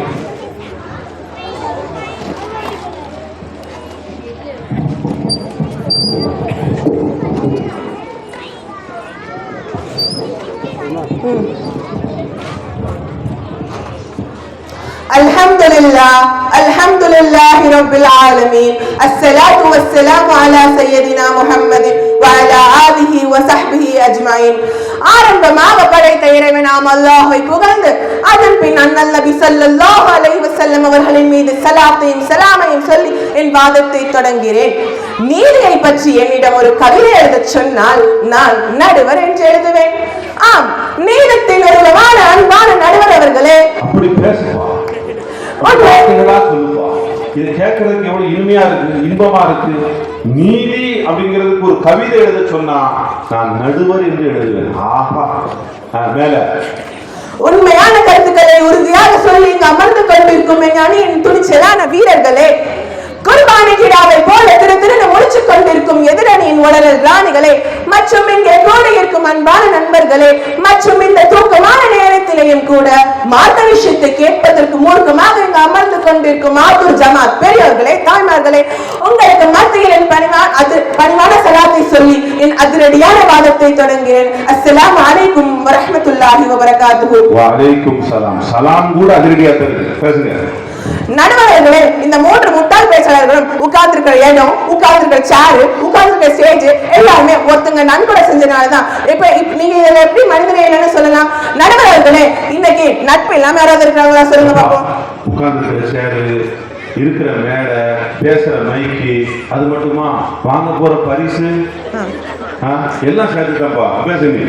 நடுவர்களே, இன்னைக்கு நட்பு இல்லாம யாராவது இருக்கிறாங்களா சொல்லுங்க பாப்போம். என்னப்பா இன்னைக்கு நட்பு இல்லாம யாராவது இருக்கிறாங்களா? எல்லாருக்கும் ஃப்ரெண்ட்ஸ் இருக்காங்க. வாப்பா, அம்மா, அண்ணன், தங்கச்சி, தம்பி, மனைவி, மக்கள் இல்லாதவரை கூட நீங்க பார்க்கலாம். ஆனா ஃப்ரெண்ட்ஸ் இல்லாதவரை யாருமே பார்க்க முடியாது.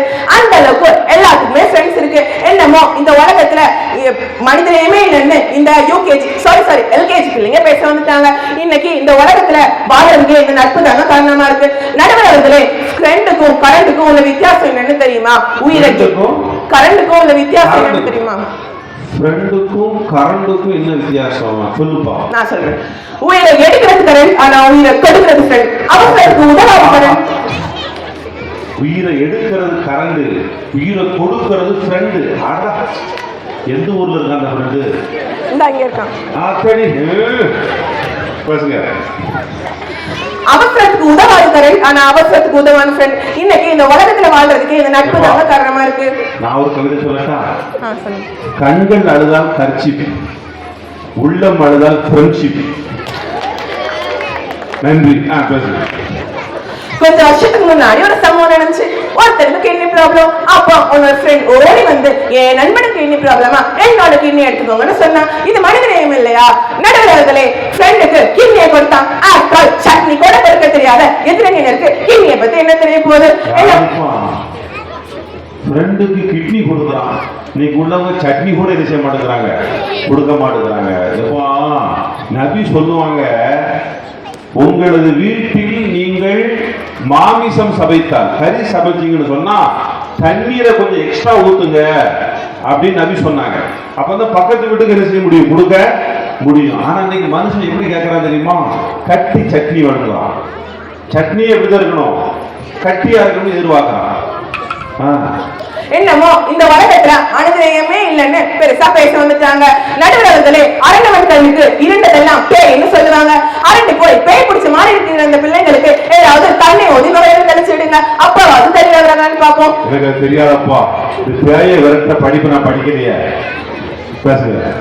நடுவர்களே, அது மட்டும் இல்ல, ஒரு சமயத்துல பாகிஸ்தான்ல ஒரு ஃபேமிலி தங்களோட குழந்தைக்கு சிகிச்சை செய்யறதுக்காக நம்ம இந்தியாவுக்கு வந்தாங்க. நம்ம சென்னையில ஒரு ஆஸ்பத்திரியில தான் சேர்த்தாங்க. அந்த பொண்ணுக்கு இதயம் ஃபுல்லா டேமேஜ் ஆயிடுச்சு.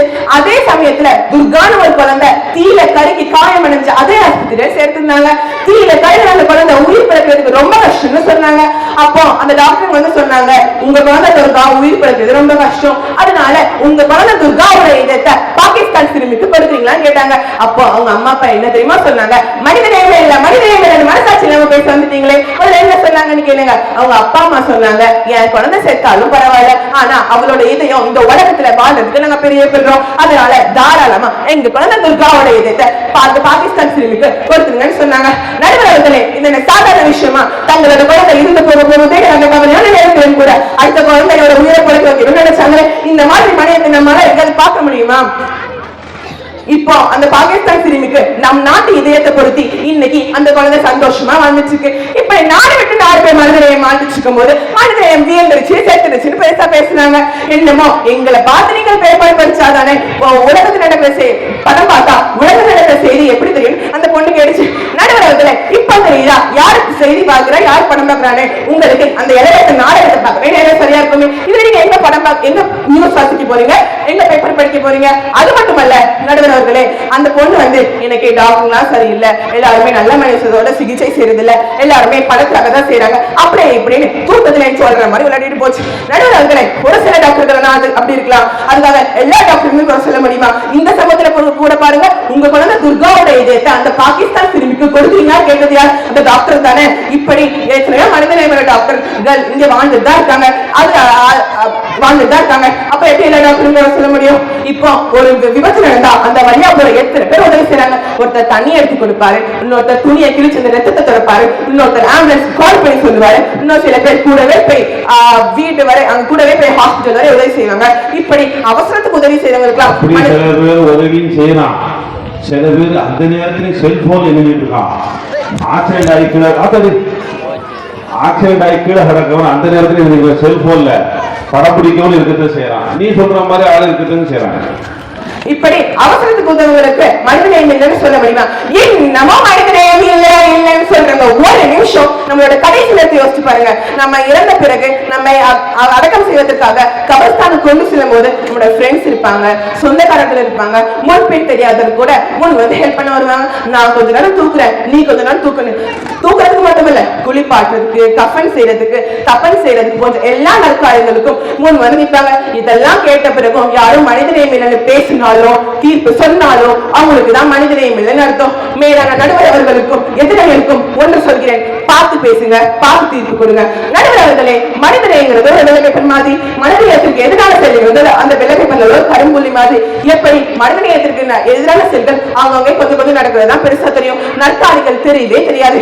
ஆகவே மனிதநேயம் இல்லைன்னு யாராவது தீர்ப்பு சொன்னால் அதை நானும் சரி, எங்கேயும் ஏமாறாத நடுவர் அவர்களும் சரி, யாரையும் ஏமாத்த தெரியாத மக்களும் சரி ஒருபோதும் ஏற்றுக்கொள்ள மாட்டோம். எதிராக என்று பார்க்குங்களே, உங்கள் பாச்சா இனிமே பலிக்காது. நடுவர் அவர்கள் மனிதனையும் வாழ்கிறேன் என்று தீர்ப்பை காதுகுளிர கேட்க நானும் என் சக பேச்சாளர்களும் ஆத்தும் மக்களும் ஆவலுடன் பார்த்துக் கொண்டிருக்கிறோம். அஸ்ஸலாமு அலைக்கும் வரஹ்மத்துல்லாஹி வபரகாத்துஹு. வலைக்கும் சலாம். அஜ்மல் பேசுனாப்புல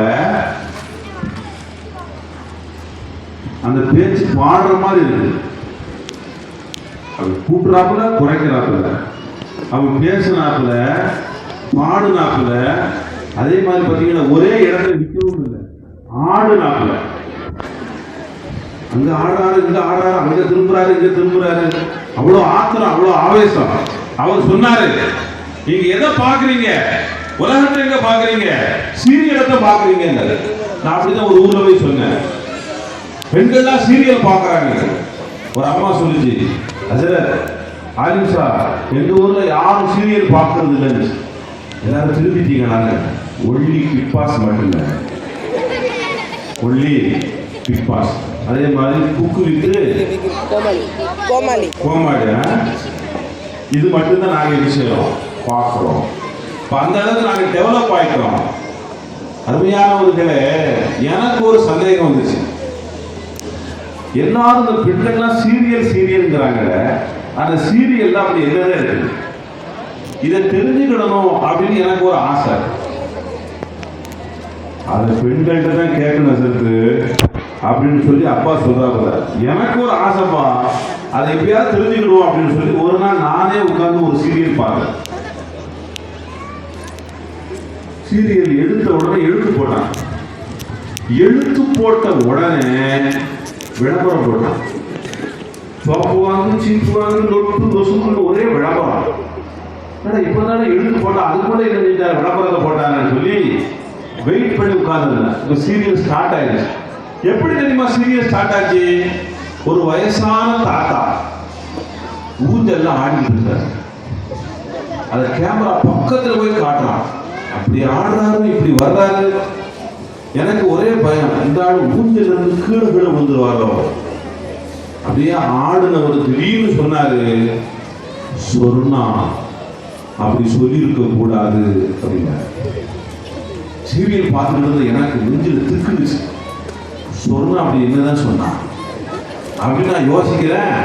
திருப்பி விளம்பரம் போடுறான். சோப்பு வாங்கு, சீப்பு வாங்கு, அது வாங்கு, இது வாங்கு, நொக்கு நொசுக்குன்னு ஒரே விளம்பரம். எனக்கு ரொம்ப ஆர்வமாயிடுச்சு. சொன்னா அப்படி என்ன சொன்னாலும் தெரியணும் இல்லையா? கொஞ்ச நேரம் கழிச்சு திருப்பி சீரியல் ஸ்டார்ட் ஆயிடுச்சு. இப்போ இந்த தாத்தாவுடைய ஒய்ஃபு பாட்டிமா வந்து மாடிப்படியில கீழே இறங்கி வருது. இவன் ஒவ்வொரு படியா காட்டுறான், இறங்கி வருது. இப்பவும் எனக்கு பயம், ஒருவேளை மாடிப்படியில கீழே விழுந்து இது செத்து போச்சுன்னு சொன்னா யோசிக்கிட்டே இருக்க. பத்திரமா கீழே இறங்கி வந்துருச்சு. கீழே இறங்கி வந்து அந்த பாட்டிமா கேட்டுச்சு, ஏங்க சொன்னா அப்படி சொல்லியிருக்க கூடாதான்னு. திருப்பி விளம்பரம் போட்டான். எனக்கு ஆர்வம் கூடுது. சொன்னா அப்படி என்னதான் சொன்னான், சொன்னா என்ன சொன்னான், ரொம்ப ஆர்வமா கேட்டுட்டே இருக்கிறேன். திருப்பி விளம்பரம்.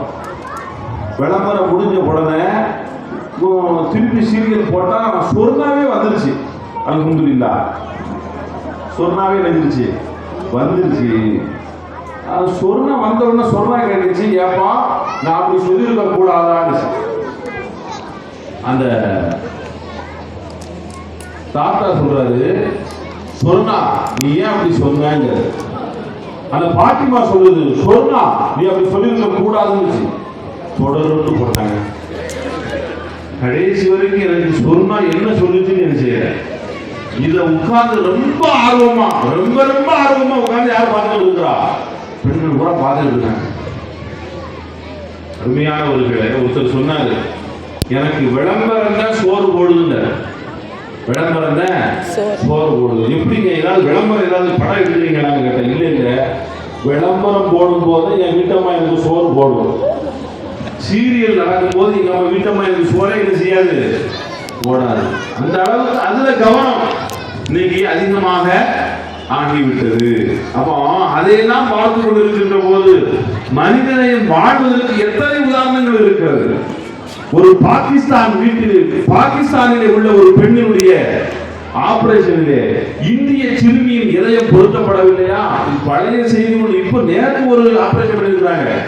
அதே மாதிரி ஒரு பாகிஸ்தானை சார்ந்த ஒரு பெண்ணிற்கு இந்திய பெண்ணினுடைய இதயம் பொருத்தப்பட்டிருக்கிறது. இப்படி எத்தனை அருமையானவர்களே, அப்போ இந்த மனிதனையும் வாழ்வதற்கு ஏராளமான உதாரணங்கள் உண்டு, அதையும் கொஞ்சம் பாருங்கள் அப்படின்னு சொல்லி ரொம்ப அஜுமன் ஆக்ரோஷமா நான் சொன்ன மாதிரி பேசினாரு, பாடினாரு, ஆடினார். இவ்வளவு சொல்லியிருக்கிறாரு. இப்ப இதுக்கெல்லாம் பதில் சொல்லணும். இறுதியாக இர்ஃபானா ஃபாத்திமா மனிதநேயம் இன்றைய காலத்தில் இல்லவே இல்லை என்று பேச வருகிறார்.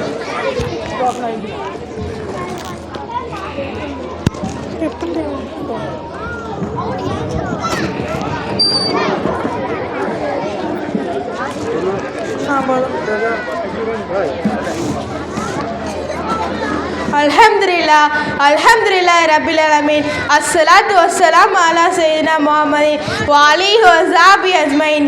இறைவா, தொடக்கையிலும் உன் நினைவு, தூய உன் தூதர் வழி நடக்கையிலும் உன் நினைவு, நோயுற்று பாயில் கிடக்கையிலும் உன் நினைவு, இறுதியில் எடுத்து அடக்கையிலும் உன் நினைவு, உந்தன் திருப்புகழ் பாடி துவக்கையிலும் உன் நினைவு. தூயவனாம் அல்லாஹ்வை புகழ்ந்து என் உரையை தொடங்குகிறேன். அல்ஹம்துலில்லாஹ். கண்ணுக்கு மையழகு, கவிதைக்கு பொய்யழகு, அவரைக்கு பூ அழகு, இப்பட்டிமன்ற அவைக்கு நடுவர் தான் அழுக்கு. சாரி அழகு.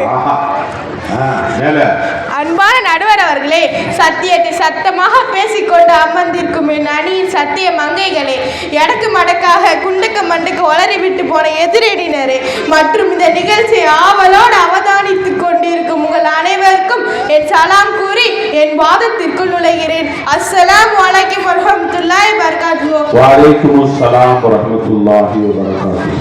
நடுவர் அவர்களே, எதிரணி கூமுட்டைகள் எங்களை எல்கேஜி பிள்ளைங்க அப்படி இப்படின்னு சொன்னாங்க. நடுவர் அவர்களே, கடுகு சிறுத்தாலும் காரம் குறையாதுன்னு சொல்லுவாங்க. நாங்க கடுகு மாதிரி சின்னதாக தான் தெரியும், ஆனா எங்களோட காரசாரமான பேச கேட்டீங்க, நீங்க தாங்க மாட்டீங்க, பாத்துக்கோங்க. இது சத்தியமான உண்மைதாம்மா. சில பொம்பளைங்களை பார்த்த உடனே இதெல்லாம் என்ன பேசுறப்போ நினைப்போம், ஆனா வாயை திறந்தா மூடவே செய்யாது.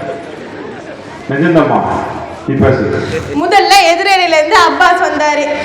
அவரால் முடிஞ்ச வரைக்கும் எவ்வளவு முடியுமோ அவ்வளவு வளரிட்டு போனாரு. நான் பேசுறாரு கேட்டு அவர் இந்த மேடல இருப்பாராங்கிறதே சந்தேகம் தான். விபத்து நடந்து ஒரு ஆள் அடிப்பட்ட ஆம்புலன்ஸுக்கு போன் பண்ணி அவர் காப்பாத்தலையா, முதலுதவி செய்யலையான்னு கேட்டாரு. நடுவர் அவர்களே, போன் பண்ணி காப்பாத்துறதுல எங்களை மாதிரி 2 பேர், ஆனா அதை நின்று வேடிக்கை பார்க்க இவங்களை மாதிரி 100 பேர். உண்மையா இல்லையா? உலகத்துல எல்லா இனமும் இனத்துக்கு ஒரு ஆபத்துனா உடனே போய் உதவும். ஆனா நீங்க என்ன செய்வீங்க? நின்று போட்டோ பிடிப்பீங்க. காக்கா கூட இன்னொரு காக்கா காப்பாத்துனா காக்கான்னு குவி இனத்தெல்லாம் ஒண்ணு கூட்டிடும். உலகத்திலே விபத்து நடக்கும் போது காப்பாத்தாம நின்று போட்டோ பிடிக்கிறது மனுஷன் மட்டும்தான். இதுதான் உங்க மனித நேயமா? உலகத்தில் காக்கா நேயம் இருக்கிறது, பூனை நேயம் இருக்கிறது, எலி நேயம் இருக்கிறது. இது மட்டும்தான் இல்ல, மனிதனை மட்டும்தான் இல்ல. நான் பேசணும். அடுத்து அவங்க பெத்தவங்கள அம்போடு தனியா வீரது காரணம் நாங்களாம். நாங்க சொன்னோடனே அவங்க மந்திரிச்சு விட்ட ஆடு மாதிரி தலையாட்டுறாங்களாம். நாங்க கேக்குறேன், நாங்க சொன்னா உங்களுக்கு எங்க போச்சு புத்தி? நீங்க நாங்க 1000 சொல்லுவோம், உனக்கு எங்கயா கொஞ்சம் புத்தி? நீங்க புத்தி இல்லாம பண்ணிட்டு எங்களை குறை சொல்ல வந்துட்டீங்களோ? எல்லாரும் சொல்லுவாங்களா, ஒரு நேரத்துல என் நண்பன் மட்டும் இல்லைனா, என் மாமா மட்டும் இல்லைனா, அவர் மட்டும் இல்லைனா, ஆட்டுக்குட்டி மட்டும் இல்லைனா என்ன நீங்க இங்கே பார்த்துருக்கே முடியாது, அப்படி இப்படி டைலாக்லாம் விட்டாரு. நடுவர் அவர்களே, நீங்களே சொல்லுங்க, இன்னைக்கு இந்த மாதிரி சொல்லுங்க அதிகமா. படுபாவி இப்படி பண்ணிட்டானே, படுபாவி ஏமாத்திட்டானே, படுபாவி மோசம் பண்ணிட்டானே, இப்படி புலம்புறவங்க அதிகமா. இப்படி புலம்புறவங்க தானே அதிகம். இங்க மனிதநேயம் எங்கு வாழுது? அது மட்டும் நடுவர் அவர்களே, எனக்கு முன்னால் பேசிய நானி தோழிகள் சொன்ன மாதிரி இன்னைக்கு எல்லாரோடுமே சுயநலம் அதிகமாயிருச்சு. எல்லாரும் தன்னை மட்டுமே யோசிக்கிறாங்க, தவிர மற்றவங்களை பற்றி யோசிக்கிறதும் கிடையாது, சிந்திக்கிறதும் கிடையாது. ஒரு காலம் இருந்துச்சு, ஒவ்வொரு வீட்லயும் மக்கள் ஓய்வெடுக்கிறதுக்காக தின்ன ஒண்ணு கட்டினாங்க. ஆனா இப்ப வாசல்ல நாய்கள் சாக்கிறதை போர்டுல வச்சிருக்காங்க. அதாவது பரவாயில்ல, ஒரு வீட்டுல பேய்கள் சாக்கிறதை போர்டு இருந்துச்சா என்னன்னு விசாரிச்சும் போது அந்த வீட்டுக்காரருக்கு 2 பொண்டாட்டிக்கலாம். பார்த்தீங்களா நடுவர் அவர்களே, இந்த மாதிரி காலகட்டத்தில் மனிதநேயத்தை எங்க போய் தேடுறது? அது மட்டும் இவருக்கு 7 பொண்டாட்டி தேவையா? 7 பொண்டாட்டியை கட்டிட்டு அதுக்கு முன்னாடி பேய்கள் ஜாக்கிரதை போர்டு வைக்காம என்ன வைக்க முடியும்? நீ பேசுமா? அது மட்டும் தான் நடுவர் நடுவர்களே, இன்னைக்கு எது எடுத்தாலும் கலப்படம் தான். பால்ல கலப்படம், அரிசியில கலப்படம், கோதுமையில கலப்படம், மருந்துல கலப்படம், இப்படி எல்லாத்துலயும் கலப்படம் அதிகமாயிருச்சு. இது மனிதநேயம் செத்து மண்ணுக்குள்ள அடக்கமாயிருச்சுன்றதுக்கு இந்த கலப்படமே பெரிய உதாரணம் நடுவர்களே. இறந்து போன பாலில் கலப்படம், மோரில் கலப்படம், அன்பில் கூட இன்று கலப்படம். உண்மையான அன்பு அது எங்கே இருக்கிறது என்று தேடக்கூடிய அளவிற்கு இன்று அன்பில் கலப்படம் என்று அதிகரித்திருக்கு. பேசுமா? இறந்து போன 2 ஆவி பேசிச்சான். அதில் ஒரு ஆவி சொல்லிச்சான், நான் விஷம் குடிச்சு சாவலான்னு நினச்சேன், அதில் கலப்படம் பண்ணிட்டாங்க, அதனால பொழைச்சிட்டேன் அப்படின்னு சொல்லிச்சான். அப்புறம் எப்படி செத்தேன் இன்னொரு ஆவி கேட்டுச்சான். அதுக்கு அந்த ஆவி சொல்லிச்சான், காப்பாற்ற மருந்து கொடுத்தாங்க, அதில் கலப்படம் பண்ணிட்டாங்க, அதனால செத்துட்டேன் அப்படின்னு சொல்லிச்சான். பார்த்தீங்கன்னா நடுவர்களே, இதுதான் இவங்க சொல்கிற மனிதநேயத்தோட லட்சணம். நடுவர்களே, இன்னைக்கு உதவி செய்யாட்டாலும் பரவாயில்ல, உபத்திரம் செய்யாமல் இருக்கணும். ஆனால் இன்னைக்கு அப்படியா நடக்குது? இந்த அப்பாஸ், ஃபாசில், அஜ்மல் மாதிரி ஆளுங்க உதவி செய்கிறாங்களே, உபத்திரம் நல்லா செய்யறாங்க. அப்படிதான் இந்த அஜ்மல் மாதிரி ஒருத்தன் பைக்ல வேகமா போயிட்டு இருந்தானா. அவனுக்கு முன்னாடி ஒரு வேன் போயிட்டு இருந்துச்சா. அந்த வேன்ல இருந்து ஒரு பார்சல் கீழே வந்துச்சா. அடடா, கவனிக்காம போறாங்களேன்னு பரிதாபப்பட்டு அந்த பார்சலை எடுத்து வச்சுட்டு அந்த வேனை ஃபாலோ பண்ணானா. இன்னும் கொஞ்ச நேரத்துல அதே மாதிரி இன்னொரு பார்சல் இருந்துச்சா. அதையும் எடுத்து வச்சுட்டு அந்த வேனை பின்தொடர்ந்தே போனானா. இன்னொரு 4-5 இடத்துல அதே மாதிரி பார்சல் இருந்துச்சா. அதையும் எடுத்து வச்சுட்டு அந்த வேனை ஓவர்டேக் பண்ணி முன்னாடி வந்து நின்னானா. யோ, என்னையா ஏகப்பட்ட பார்சல் கீழே போட்டு போறீங்களே, ஏதோ நான் நல்லவனா இருக்கப்ப எடுத்துட்டு வந்தேன், இல்லைன்னா என்ன ஆயிருக்கு அப்படி கேட்டானா. அதுக்கு அந்த வேன்காரர் சொன்னா, அட பாவி, நான் ஒவ்வொரு இடமா பேப்பர் பார்சல் போட்டேன், அதை ஏன்டா எடுத்தேன் அப்படின்னு கேட்டானா. பாத்தீங்களா நண்பர்களே, இந்த மாதிரி இதை யாராச்சும் கேட்டாங்களா? இப்படி உபத்திரம் செய்யறவங்க தான் உலகத்துல அதிகம். இந்த நிதர்சனமான உண்மையெல்லாம் விளக்கிய பின்னும் இந்த எதிரணியினர்கள் தமக்கு சாதகமாக தீர்ப்பொரு நட்பாசைப்படுகிறார்கள். பகல் கனவு பழிக்காது என்று சொல்லி விடைபெறுகிறேன். அஸ்ஸலாமு அலைக்கும் வரஹ்மத்துல்லாஹி வபரகாத்துஹு. வலைக்கும் ஸலாம் வரஹ்மத்துல்லாஹி வபரகாத்துஹு. ஆரம்பமாக நம்முடைய பிள்ளைகளை பாராட்டி ஆகணும். மேடையில் பேசுறதெல்லாம் சாதாரணம் இல்லைங்க. என்னென்னாலும் பேசலாம், கீழே உட்காந்து பேசலாம். ஆனா இத்தனை பேரையும் பார்த்து கொண்டு மேடையில் நிற்பது என்பது இருக்கிறது, அதற்கு ஒரு அசாத்தியமான தைரியம் தேவை. ஒரு பள்ளிவாசல்ல